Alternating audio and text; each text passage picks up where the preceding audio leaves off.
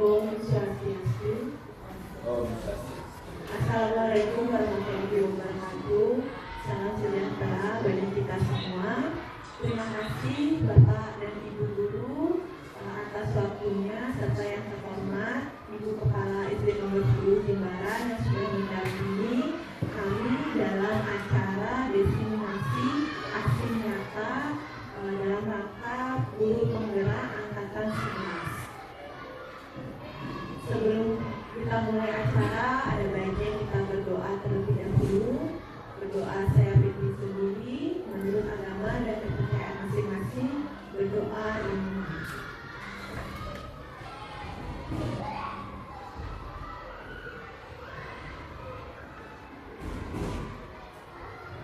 Berdoa selesai. Selanjutnya saya akan memperkenalkan dulu anggota yang hari ini akan melakukan sosialisasi tentang budaya positif. Itu ada saya sendiri, Desa Pedetayu Juniantari, kemudian rekan saya Imade Yoga Asawa, serta rekan saya lagi satu, Luputu Agustina Wulandari. Sebelum kita mulai, ada baiknya kita melahirkan lagu Indonesia Raya. Bapak Ibu dimohon untuk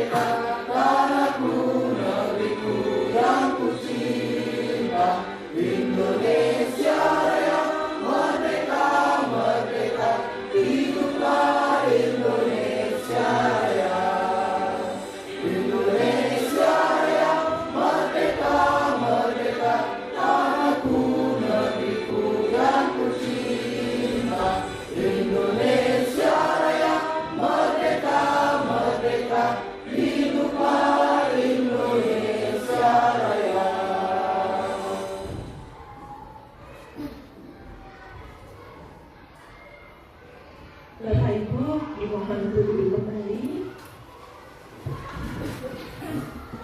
Selanjutnya sambutan dari Ibu Kepala SD nomor 10 Jimbaran. Kepada Ibu Kepala saya persilakan.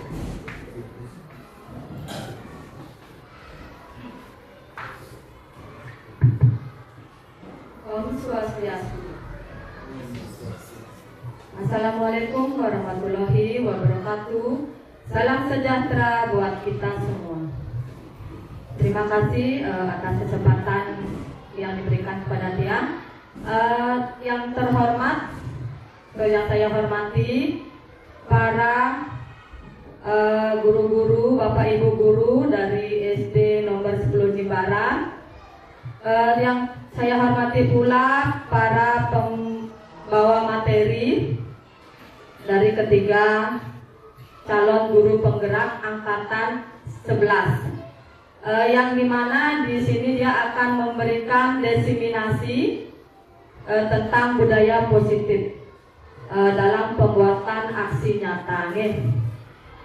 Pada kesempatan ini tak henti-hentinya kita panjatkan puja dan puji syukur kehadirat Tuhan Yang Maha Esa, karena pada kesempatan hari ini kita diberikan kesehatan, keselamatan sehingga kita bisa mengikuti acara desiminasi ini dalam keadaan sehat.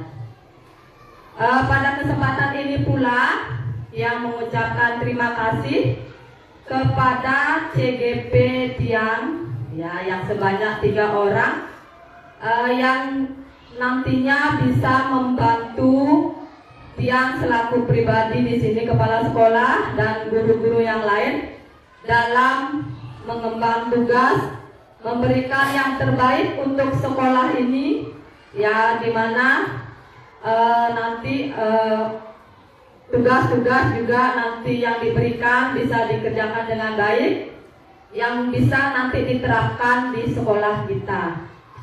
Kepada guru-guru yang lain ya, semoga nanti bisa menjadi CGP berikutnya ya, di mana guru-guru kita yang sudah menjadi GP yang sebanyak 2 orang itu juga bisa membantu guru-guru yang lain dalam mengemban tugas, dalam membimbing dan mendidik murid-murid kita, sehingga murid-murid kita menjadi murid yang bisa lebih baik lagi, tidak hanya dalam pendidikan tetapi juga dalam karakter mereka.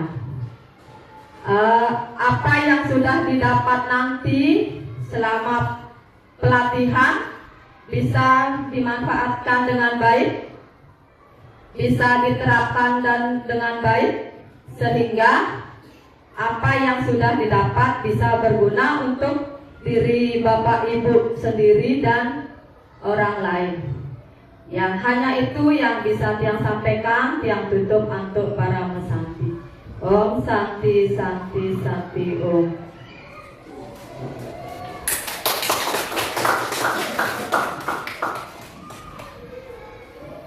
Terima kasih Ibu Kepala atas sambutan yang diberikan dan dukungan kepada kami selaku CGP Angkatan 11 yang sangat berarti. Selamat pagi Bapak Ibu Guru. Masih semangat? Masih. Baik, sekarang saya mungkin Bapak Ibu sudah pernah dengar atau mungkin sudah pernah buat di kelas itu tentang keyakinan kelas. Sudah pernah? Sudah. Oke, mungkin ada yang mau cerita gimana prosesnya Bapak Ibu membuat keyakinan di kelas. Ya, baik, Bu Ulan. Baik, terima kasih. Di sini saya ingin bercerita sedikit tentang pengalaman saya yang membuat keyakinan kelas di kelas baru, yaitu di kelas 4D. Keyakinan kelas yang saya buat itu bersama anak-anak sangat unik sekali ya Bu Desa, karena dengan jenjang mereka di kelas 4 ini, mereka merasakan lagi bahwa mereka tahu bahwa ini adalah pembelajaran baru di mana mereka akan memiliki aturan yang akan disepakati oleh semua anggota di kelas termasuk gurunya. Jadi di sini mereka membuat berdasarkan apa yang mereka inginkan, yang suasana belajar apa yang mereka mau di kelas, bagaimana mereka masuk kelas, seperti tepat waktu, seperti mereka harus tahu bahwa aturan ini akan berlaku terus sampai mereka meninggalkan kelas 4, yang dimana kesepakatan itu kan pasti akan berubah mengikuti kebiasaan kita belajar di kelas. Jadi mereka antusias sekali karena mereka memiliki pemikiran yang terbuka tanpa ada larangan apapun. Jadi mereka bebas mengutarakan apa yang ingin mereka tulis, tujuannya untuk kedisiplinan dalam kelas. Terima kasih. Oke, kasih tepuk tangan dulu untuk Ibu Ulan. Ini Bapak Ibu yang kita tahu sama seperti kita ya. Nah, jadi anak-anak itu akan merasa antusias apabila dia diajak atau terjun langsung dalam menyepakati keyakinan atau aturan di kelas yang mereka tempati ya. Jadi bukan berdasarkan kita, tapi berdasarkan mereka. Oke. Bapak Ibu kerja naik motor? Ya, oke. Kenapa pakai helm ya? Pakai helm kan? Ya, kira-kira kenapa Bapak Ibu pakai helm?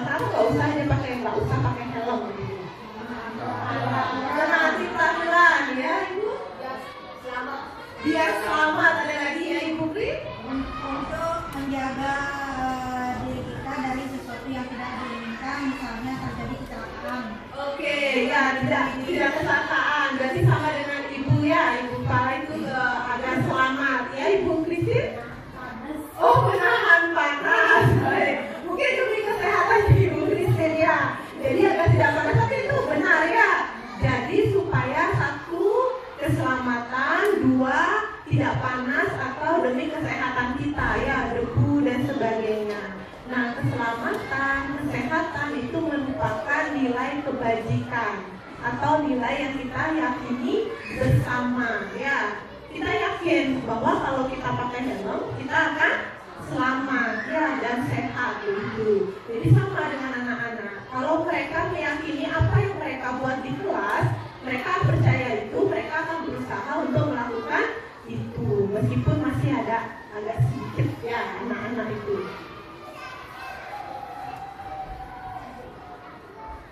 Oke, jadi seperti yang saya bilang tadi, nilai keselamatan, nah itu adalah dan kesehatan itu adalah keyakinan ya bagi kita, itu merupakan kesepakatan secara universal, jadi secara keseluruhan tanpa memandang ras, suku, agama. Jadi kita percaya nilai-nilai itu. Nah, dengan nilai-nilai itu maka kehidupan kita akan lebih nyaman dan tentram. Jadi apapun yang kita lakukan akan terasa lebih nyaman dan enak ya. Oke, sekarang saya akan ajak Bapak Ibu untuk membuat keyakinan kelas ya. Saya punya sticky note di sini kira-kira. Nah, kalau Bapak Ibu ini adalah murid di kelas ya. Jadi murid di kelas kira-kira apa yang Bapak Ibu inginkan di kelas itu supaya kegiatan belajar itu menjadi lebih nyaman.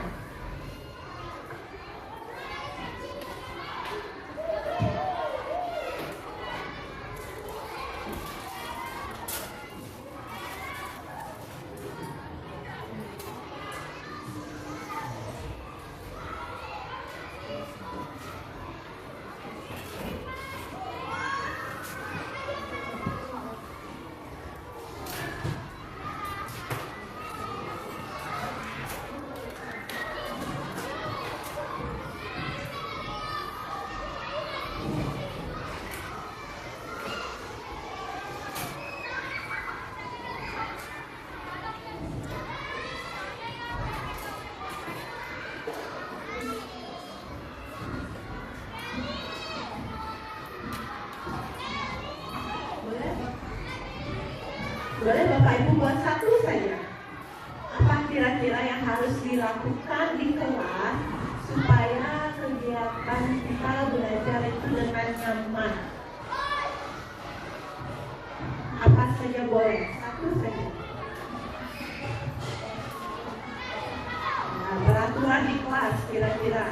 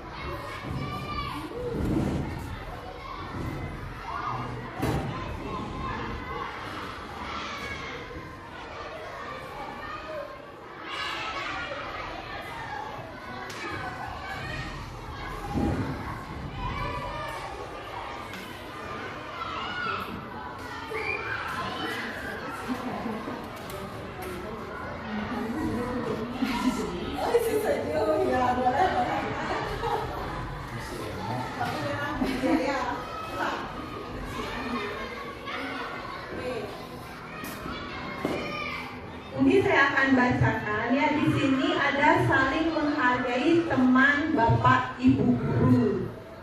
Kemudian ada berpakaian yang sopan dan rapi.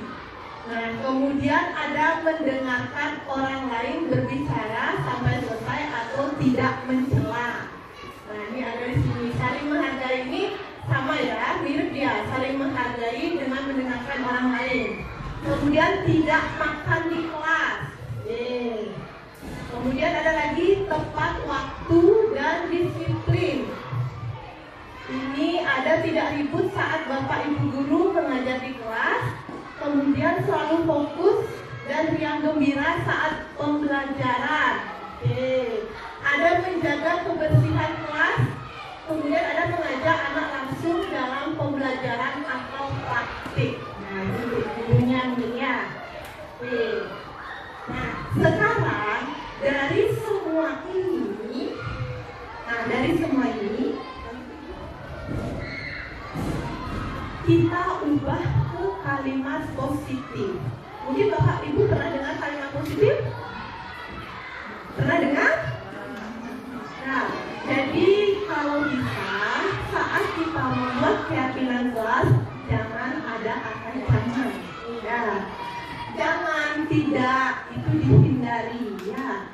Karena biasanya kalau anak-anak itu jangan, pasti dia akan cenderung untuk melakukan. Lebih baik karena kita budaya positif, kita berikan ya kalimat positif. Nah, tadi kira-kira ada yang ingat nggak yang berasa menulis kalimatnya itu kalimat belum positif?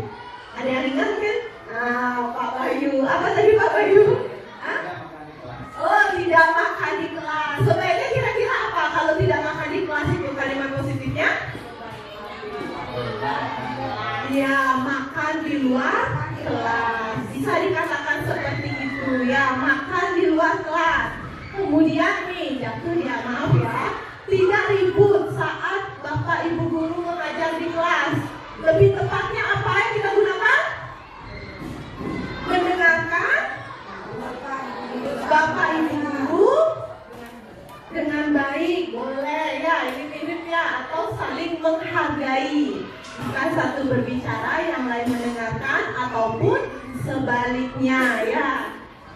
Kemudian sudah ya semua. Nah, saling menghargai. Jadi ketika kita sudah mengubah ke kalimat positif, itu ajak mereka. Apa kira-kira yang lain kata kalimatnya kalau seperti ini? Mereka pasti ada saja anak-anak itu yang bisa menjawab ya Bapak Ibu ya. Nah, dari nilai-nilai kebajikan tadi, kira-kira, nah ini ada berpakaian yang sopan dan rapi. Kira-kira nilai apa yang terkandung di kalimat berpakaian sopan dan rapi? Kerapian. Ada lagi?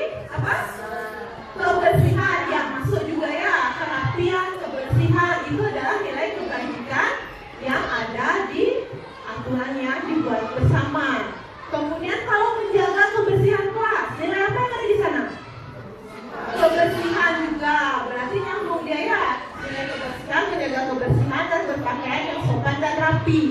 Kemudian di sini ada juga mendengarkan orang lain, berbicara sampai selesai. Itu nilai apa yang ada di sana? Kesopanan. Lagi? Ada? Menghargai, ya bagus sekali Bapak ya, menghargai kesopanan. Nilai itu yang kita sebutkan ke anak-anak. Nah, mereka harus tahu sebenarnya mengapa mereka harus melakukan hal ini. Ya, jadi ada nilai yang kita tanamkan.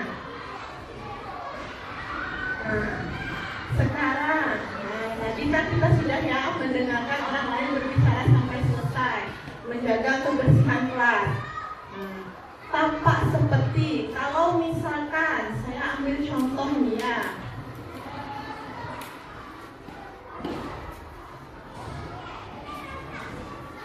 Saya ambil contoh. Tadi saya pakai yang menghargai, saling menghargai Bapak Ibu guru atau teman. Itu kira-kira yang tampak saat mereka melakukan itu apa? Mendengarkan, dia kan menghargai. Nah, saling menghargai antara ibu guru ataupun teman. Yang tidak tampaknya seperti apa?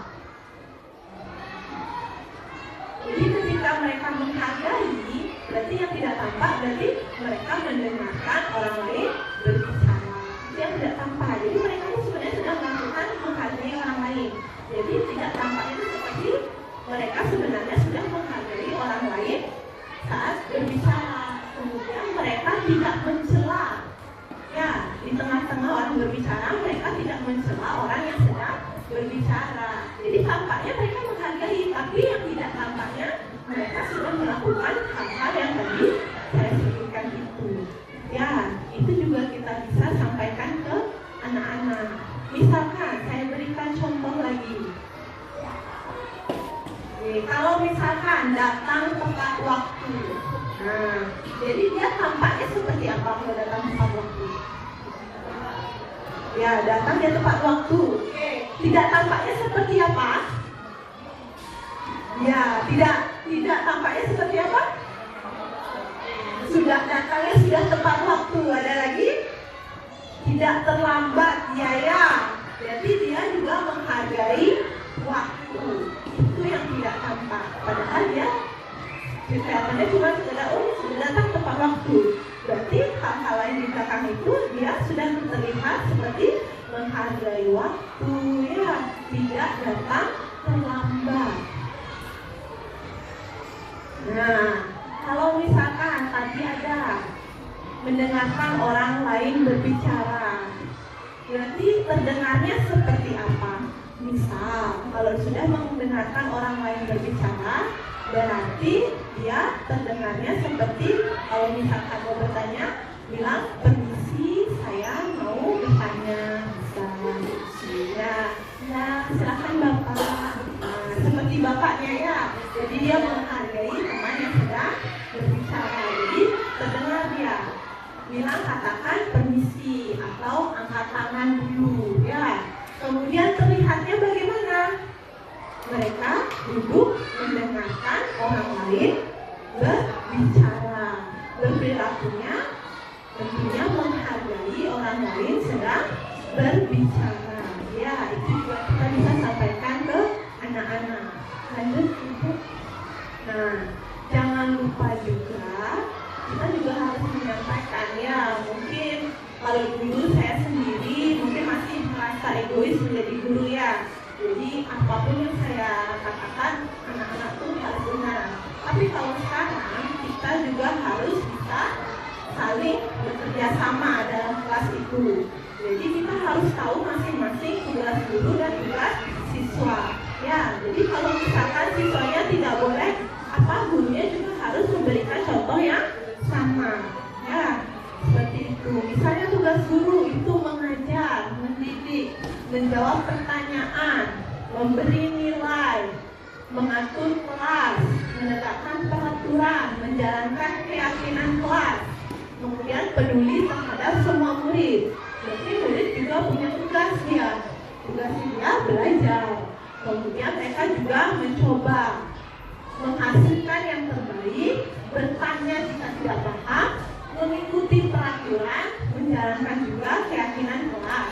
Sama seperti gurunya, mendengarkan juga serta memeriksa tugas kembali, ya. Kemudian guru tugasnya bukan menyakiti atau disakiti, ya. Kita sampaikan juga itu ke anak-anak. Kemudian memaksa anak-anak untuk mungkin dia ada kondisi tidak sehat dan sebagainya. Jadi kita tidak berhak untuk memaksa anak-anak belajar saat itu juga. Kemudian merapikan barang-barang murid karena itu adalah barang milik mereka. Ya, menyentuh pun murid kita sebenarnya juga perlu minta izin, ya. Jadi saya pribadi pun pasti bilang ke anak-anak, bu guru pun tidak boleh menyentuh kalian sembarangan. Kalau kalian tidak suka, kalian boleh bilang sama ibu guru, ya. Kemudian menyiapkan makanan dan alat tulis itu juga bukan kita, ya. Nah,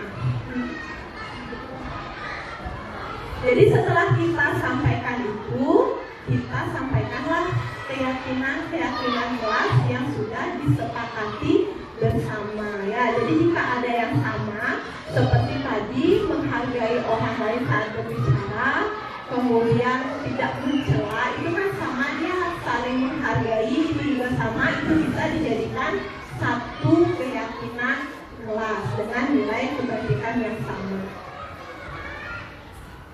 Jadi tadi saya sudah sebutkan ke teman-teman, jadi sebenarnya keyakinan kelas itu bukan langsung tiba-tiba ada dia ya. Jadi pertama, seperti yang saya ajak tadi teman-teman itu, kita buat dulu peraturan kelas. Setiap anak menyampaikan, tapi biasanya rata-rata mereka pasti menginginkan yang sama ya. Kemudian dicatat semua itu, boleh pakai sticky note dan sebagainya. Kemudian kita mengganti kalimat yang negatif tadi menjadi kalimat positif ya, seperti yang saya sudah contohkan sebelumnya. Kemudian ditinjau kembali pendapat tersebut. Nah, kemudian keyakinan kelasnya itu secara bersama-sama. Apabila ada nilai yang sama, itu bisa dijadikan satu. Kemudian setelah selesai dibuat, kita sepakati bersama karena mereka sudah merasa kita ajak semuanya, bisa ditandatangani atau dicap pakai jempol ya, itu bisa. Jadi mereka pasti akan merasa senang juga.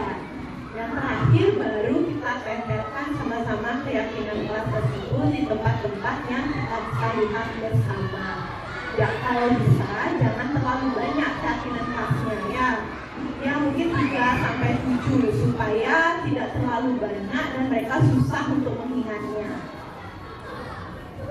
Nah, sekarang saya akan menjelaskan tentang kebutuhan kita sebagai manusia. Setelah saya sudah sedikit, setelah saya mempelajari ini, saya jadi tahu sebenarnya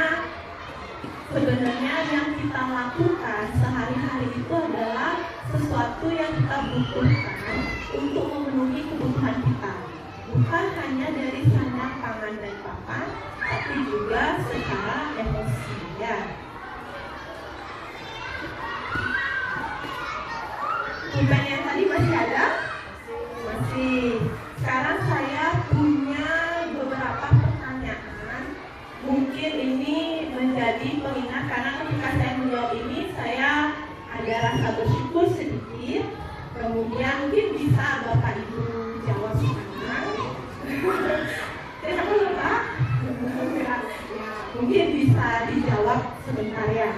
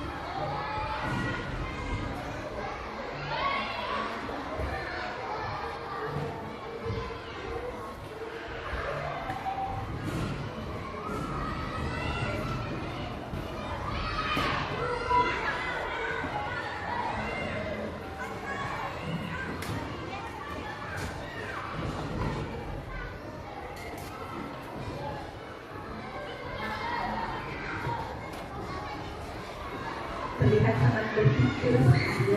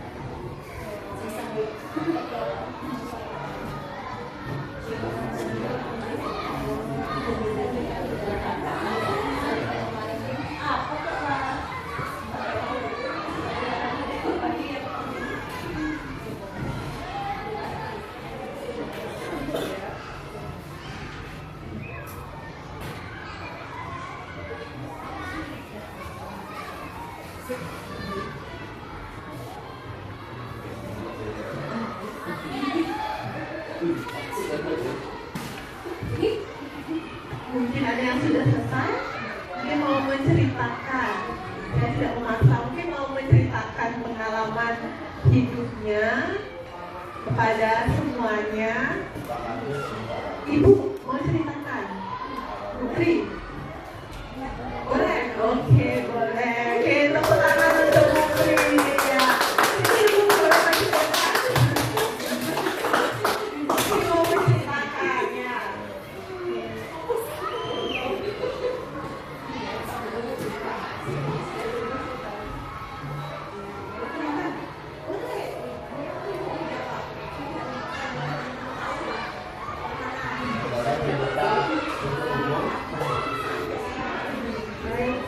Terima kasih atas waktunya.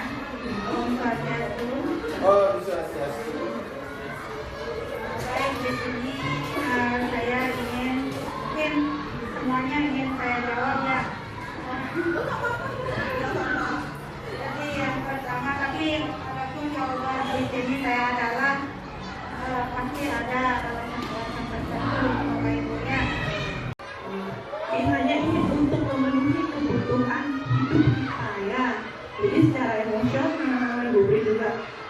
Dan kan Bu pria kita, saya pribadi pun pasti akan butuh itu, kasih sayang, terutama diterima oleh keluarga, diterima oleh masyarakat, diterima di tempat kita bekerja.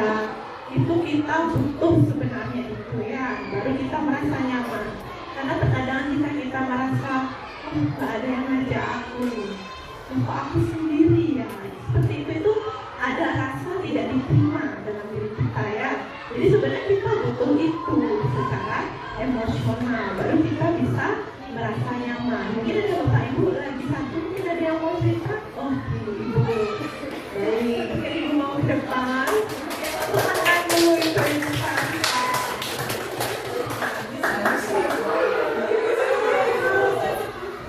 terima kasih atas kesempatannya. Di sini saya akan menceritakan kebutuhan dasar. Mungkin yang saya butuhkan hampir sama mungkin dengan Bapak Ibu yang lain.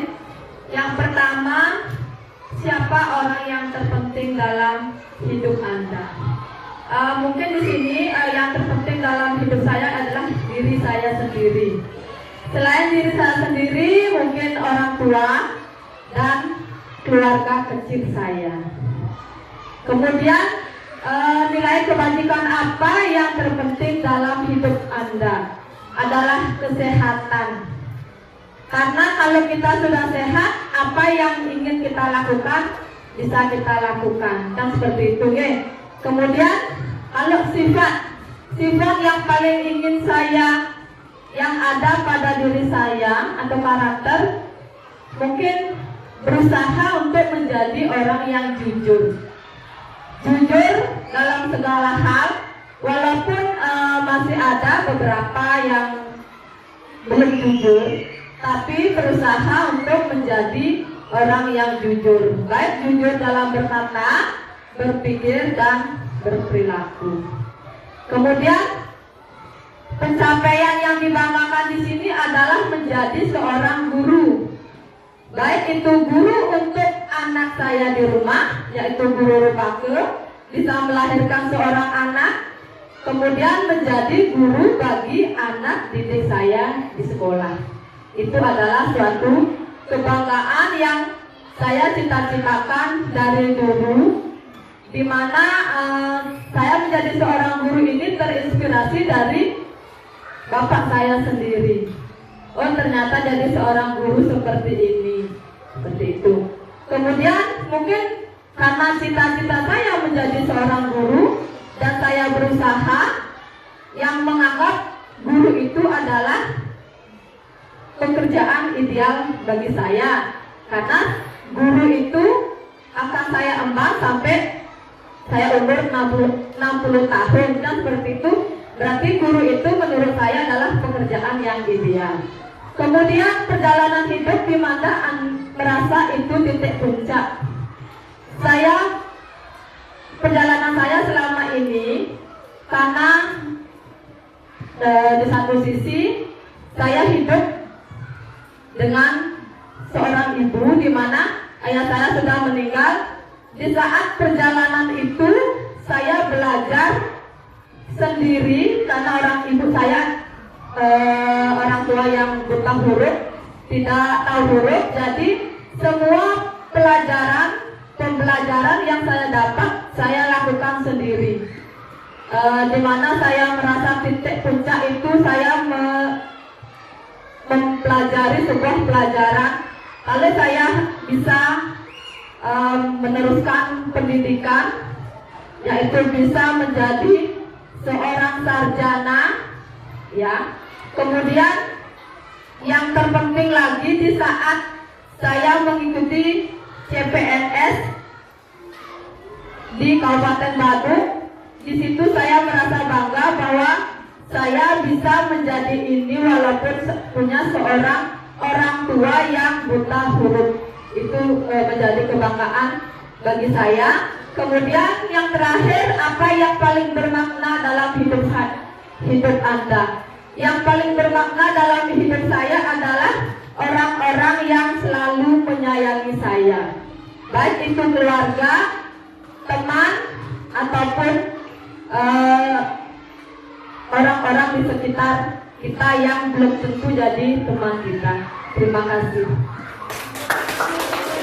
Oke, kita beri tepuk tangannya ya, sekali lagi untuk Ibu Pri dan Ibu Kepala. Terima kasih sudah mau menyampaikan. Jadi kita punya hal-hal yang mungkin berbeda, kisah hidup yang berbeda.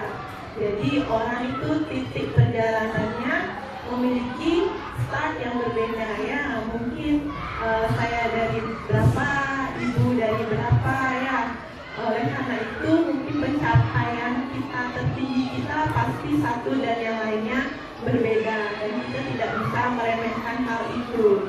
Jadi kalau orang yang misalkan seperti Ibu tadi ternyata dari bapak ibunya yang sebelumnya buta akal, tapi Ibu sudah bisa ada dicapai di titik sekarang, itu sudah pencapaian yang luar biasa. Dan kita pasti memiliki pencapaian tersendiri yang mungkin menurut orang lain belum tentu memiliki pandangan yang sama ya. Jadi seperti itu. Mungkin ada lagi yang mau ngomong?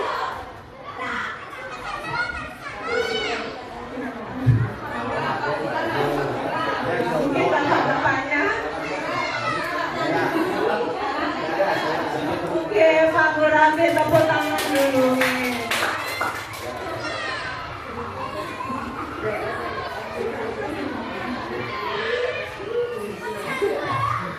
Baik, terima kasih Bu Desa untuk kesempatannya. Di sini yang akan menyampaikan ya, apa yang tulis berdasarkan lebaran yang diberikan. Yang pertama, siapakah orang-orang yang paling penting dalam hidup Anda?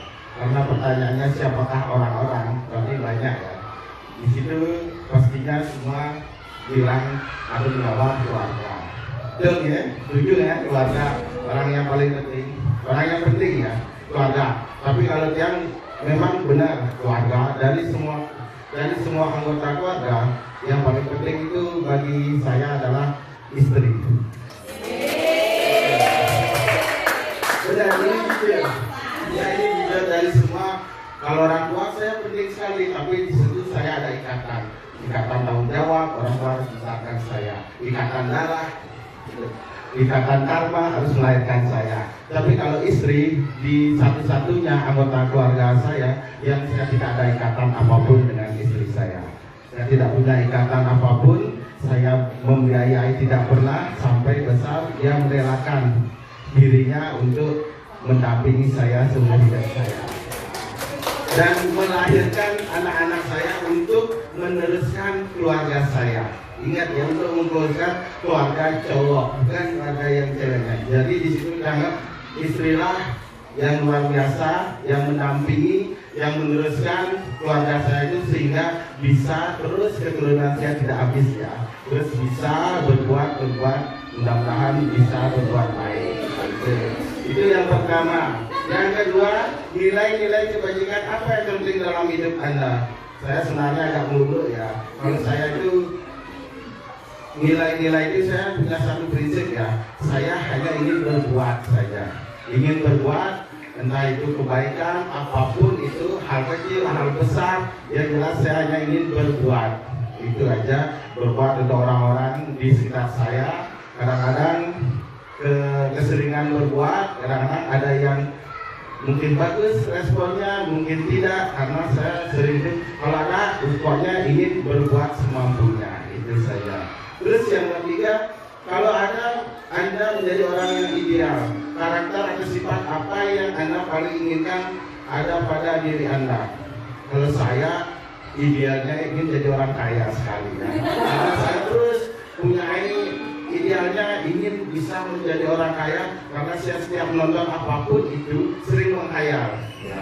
Ada anak di TV-TV itu kan ada orang-orang kaya ya, bisa membantu di manapun seluruh dunia itu bisa menghayal.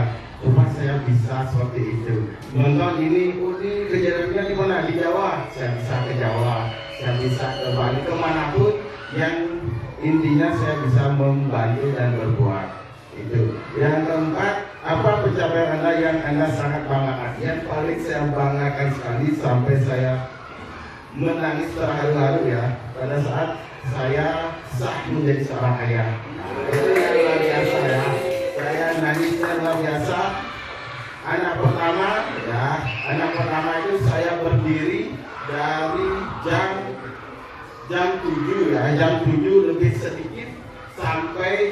jam 5 pagi tanpa duduk, tanpa gini untuk menunggu istri saya melahirkan. Dan karena saya dipegang ya dipegang, digerombak semuanya karena istri saya pertama lahir normal. Dari jam itu nahan semuanya gitu ya, nahan capek, nahan kontrakan, nahan semuanya sampai akhirnya jam 5:15 anak saya lahir. Disitulah saya bilang, Tuhan, saya sudah punya tujuan hidup sekarang.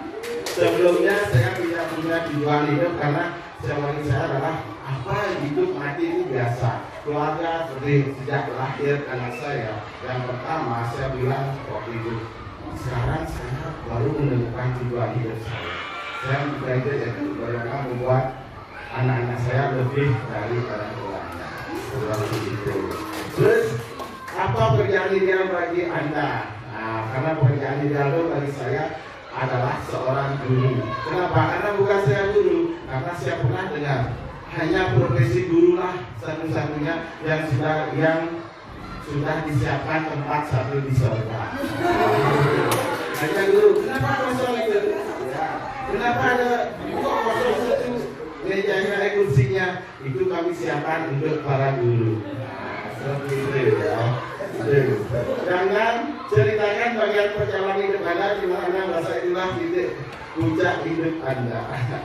Ini kalau diceritakan nama ya, saya singkat saja. Kalau titik puncak ya beda dengan kebahagiaan tertinggi. Kalau titik puncak saya itu ya pada saat saya menemukan pasangan untuk menjadikan teman hidup. Karena jujur aja saya menikah di umur 30 tahun, di umur 28 sampai 29 lebih sedikit ya. 20 bulan koma itu saya sudah merasa bahwa saya lebih baik sendiri. Saya sudah merasa di situ saya tidak mau mendengar omongan bahwa kapan kamu nikah, saya tidak tertarik. Orang berencana, ayo nabung, siapkan untuk pernikahan, saya tidak tertarik sama sekali untuk menikah, sama sekali tidak tertarik ya untuk menikah. Karena mungkin sudah lewat masanya ya, sudah lewat. Saya di situ sudah bilang, saya sudah nikmat hidup sendiri, nikmat sekali.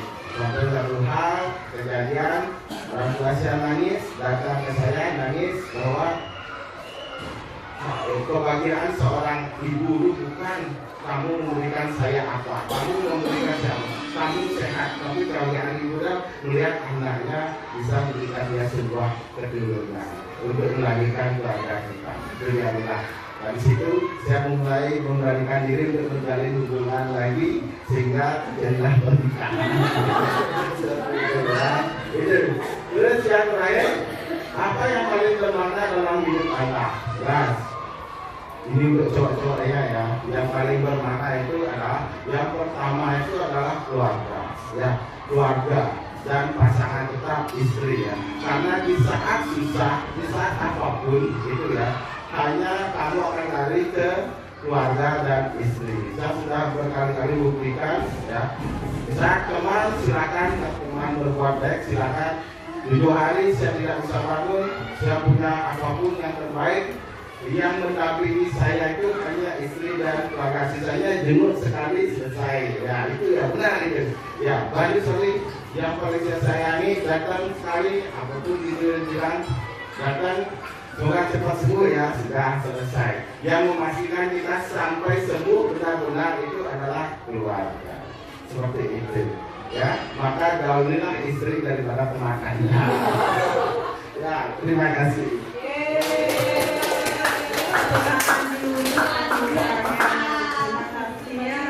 Untuk Ibu Pri, Ibu Kepala dan Pak Lurah sudah mau berbagi pengalamannya di depan.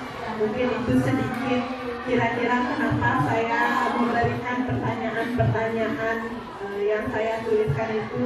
Jadi kita bisa mencurahkan sebenarnya isi hati kita ya, yang sesungguhnya siapa yang berharga dalam hidup kita. Dan tentunya dari jawaban Ibu Pri, Ibu Kepala maupun Pak Murah tadi ada perbedaan masing-masingnya orang-orang yang berharga. Itulah sebenarnya yang membentuk kita sampai ada sekarang ini ya. Jadi mereka orang-orang yang berharga itulah yang bisa memenuhi kebutuhan kita akan kasih sayang, kemudian perhatian, penghargaan, itu yang mereka butuhkan, itu yang mereka merasa paling berharga ya. Nah, itu sebenarnya maksudnya apa?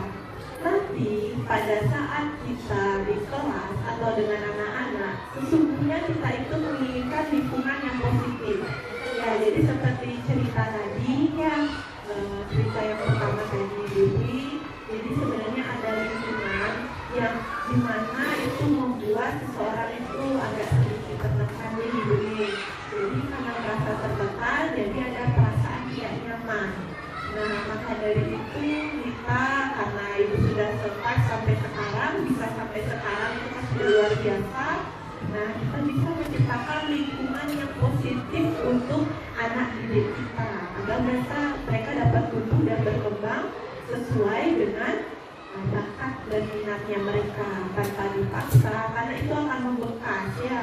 Ibu pun kemarin itu sudah lampau sekali kejadiannya, namun membekas sampai sekarang ya, dan masih merasakan rasa sakit hati seperti itu. Jadi anak-anak ibu kita itu seperti itu juga, jadi itu akan membekas sampai mereka tua pun ya.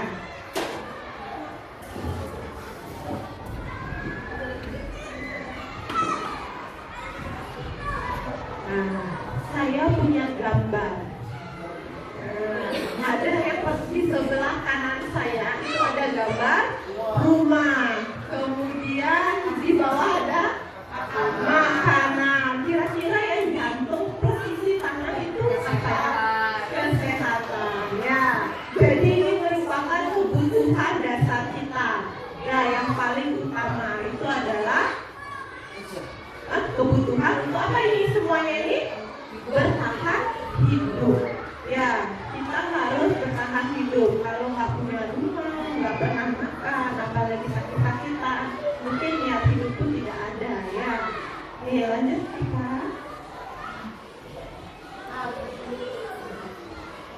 Oke, jadi kebutuhan bertahan hidup atau survival ya, itu kebutuhan yang bersifat fisiologis bagi fisik kita untuk bertahan hidup ya, seperti saya katakan kesehatan, rumah, makanan. Jadi kebutuhan biologis sebagai bagian dari proses juga reproduksi, termasuk juga kebutuhan untuk tetap bertahan hidup. Seperti kata Pak Mulan tadi, beliau katanya analisisnya ada anak untuk melanjutkan keturunan dan bisa bertahan hidup. Oke Ibu, lanjut apa? Nah, yang kedua, kenapa itu Bapak ada tepuk tangan? Kira-kira, nah, yang di sebelah kanan itu, kira-kira apa maksud gambarnya ya? Oh, orang tua ketemu cucunya, kata Bu Esther, jadi bahagia dia. Kemudian yang di sebelah kiri saya ini, oh bahagia bersama pasangan katanya ya. Kemudian yang paling bawah, oh bahagia dengan seorang istri kata Pak Guna. Yang paling bawah, timnya solid. Oke, ini jadi sebenarnya kebutuhan kita yang rasa akan disayang dan diterima. Ya, jadi gambar ini nggak mungkin terbentuk kecuali dia buat-buat ya. Nah, jadi gambar ini terbentuk itu memang mereka ada rasa cinta, sayang, dan ada perasaan diterima oleh lingkungannya. Ya, gue katanya. Ya, jangan cemburu yang sudah punya pasangan seperti saya ya. Lanjut. Oke, jadi seperti yang saya katakan tadi, kasih sayang dan diterima. Ya, itu kebutuhan dasar kita. Lanjut Pak. Oke, selanjutnya, nah ini kira-kira apa maksud gambar ini ya? Hah? Apresiasi katanya. Apalagi? Kata Bu Foni apresiasi, tepuk tangan. Nah, penghargaan. Ya, jadi ini adalah pengakuan sebenarnya. Gak usah mulu-mulu ya. Mungkin Bapak Ibu di rumah kalau misalkan mendapatkan gaji atau pulang kerja pasti butuh pengakuan. Entah dari istri, anak, itu kita sebenarnya butuh ya. Cuman karena kita orang Indonesia atau kita orang Bali, jadi kita jarang bilang, ih Bapak hebat loh,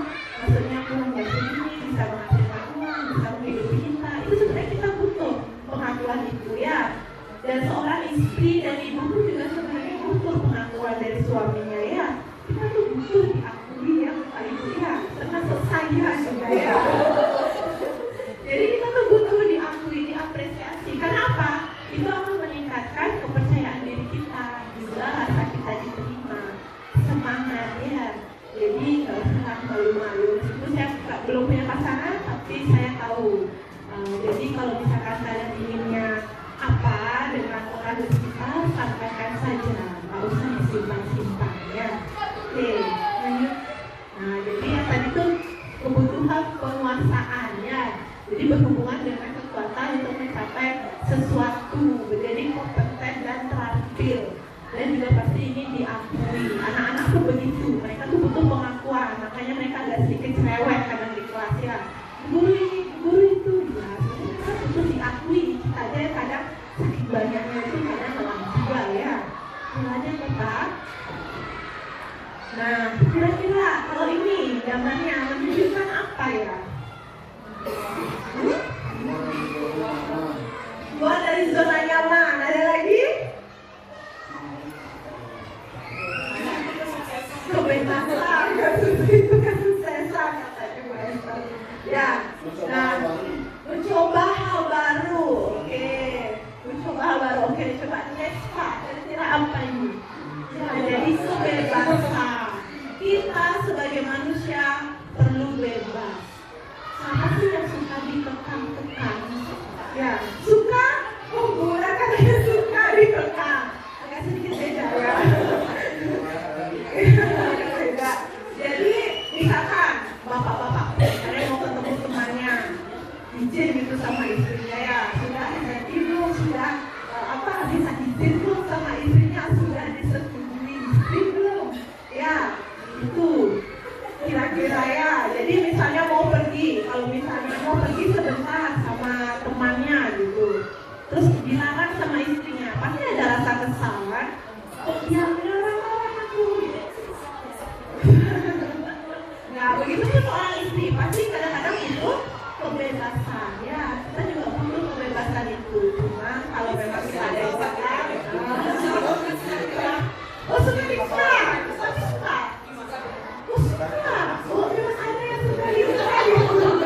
Berburu di sini memang ada suka dikekang ya. Ya, memang agak sedikit berbeda ya.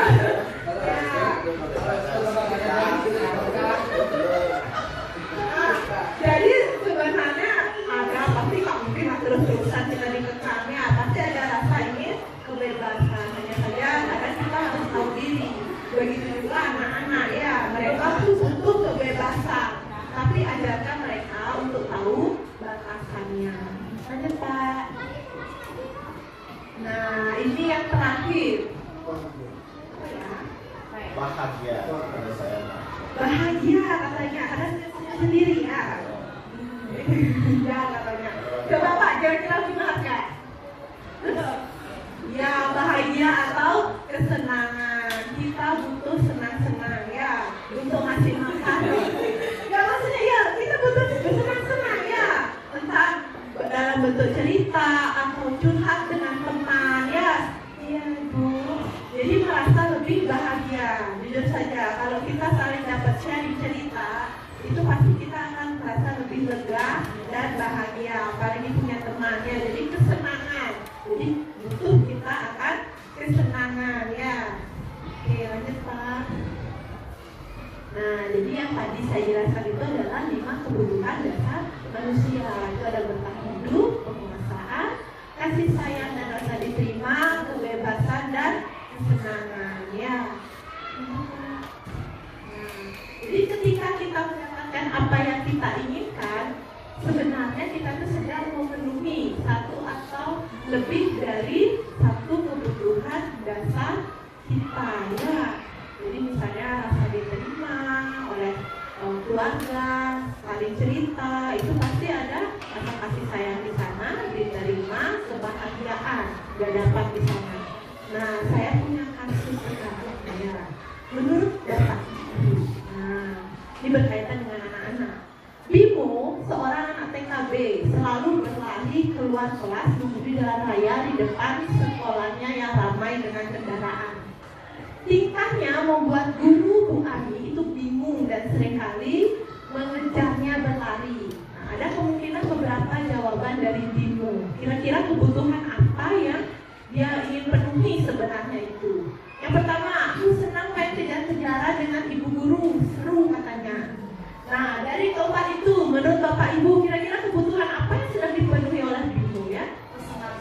Kesenangan katanya. Oke, ya benar sekali. Jadi karena di sana ada ya, aku senang main kejar-kejaran dengan ibu guru. Jadi itu adalah kebutuhan kesenangan. Jadi kalau kita punya murid seperti itu, berarti dia saya dijalani lari-lari, jadi dia punya kesenangan. Jadi mungkin kita ngajarnya ada sedikit lah butuh motorik dia ya, mungkin sambil berlari-lari kita buatkan kegiatan seperti itu. Kemudian yang kedua, aku hebat kan bisa bikin ibu guru kejar aku. Hah? Iya, betul sekali. Jadi dia butuh penguasaan, pengakuan dari ibu gurunya. Yang ketiga, ibu kejar aku karena ibu sayang aku. Iya, wah hebat-hebat sekali teman-teman saya ya. Jadi cinta dan kasih sayang. Next Pak. Nah, selanjutnya Dinda, seorang anak kelas 3 SD. Begitu tiba di rumah, sepulang dari sekolah menangis dan mengadu pada ibunya bahwa dia benci pada ibu Ani gurunya.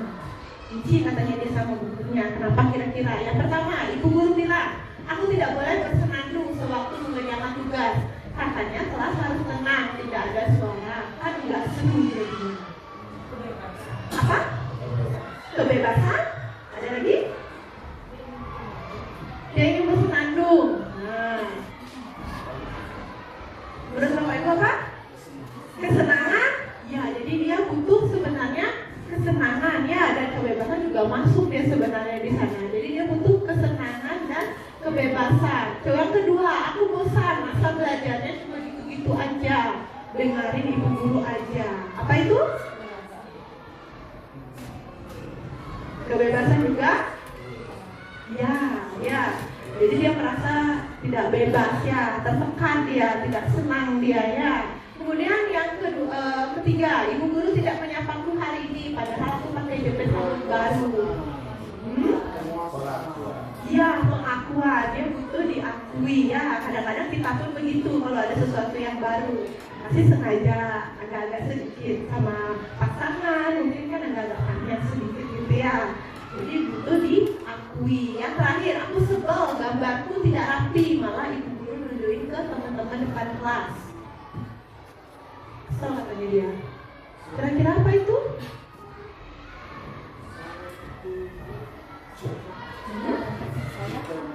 Cinta dan kasih sayang. Aku sebel gambarku tidak rapi. Ibu guru nunjukin ke teman-teman di depan kelas. Berarti termasuk yang mana dia? Hah? Kebebasan? Penguasaan sebenarnya itu ya. Ya, jadi dia merasa kok gambarku nggak bagus, tapi ditunjukkan oleh ibu guru. Ya, jadi dia tidak mau sebenarnya itu ditunjukkan. Lanjut Pak. Oke, yang terakhir nih. Tahun ini Dimas genap berusia 17 tahun. Dia senang sekali ketika ayahnya mulai mengajarkan cara menyetir mobil. Setiap akhir pekan ia berlatih menyetir. Ia terlihat senang sekali berlatih sampai akhirnya ia bisa menyetir mobil dengan baik dan lancar. Ketika ibunya bertanya pada Dimas apa yang membuat dia ingin bisa menyetir, jawabannya menyetir mobil itu seru. Berarti apa? Kesenangan. Dia bisa jalan-jalan naik mobil sama teman-temanku. Hah? Kebebasan? Cinta dan kasih sayang ya. Ya, jadi dia butuh sebenarnya sama teman-temannya. Kalau kita pengen pergi sama teman-teman kan sebenarnya pengen diakui juga ya sama teman-teman. Aku merasa bangga dan keren. Berarti apa? Bangga dan keren. Pengakuan ya atau penguasaan. Oke, Bapak Ibu sudah hebat sekali. Jadi saya harap dengan apa yang saya sampaikan tadi, kita sudah tahu sebenarnya kita butuh lingkungan yang positif untuk diri kita dan untuk anak kita. didik kita. Sekian dari saya lanjutkan untuk pemateri ketiga, itu Ibu ulang.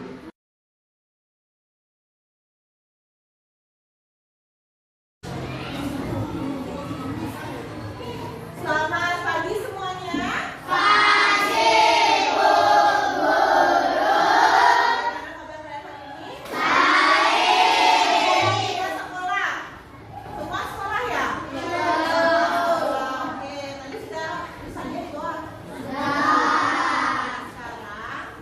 Kali ini Bu Guru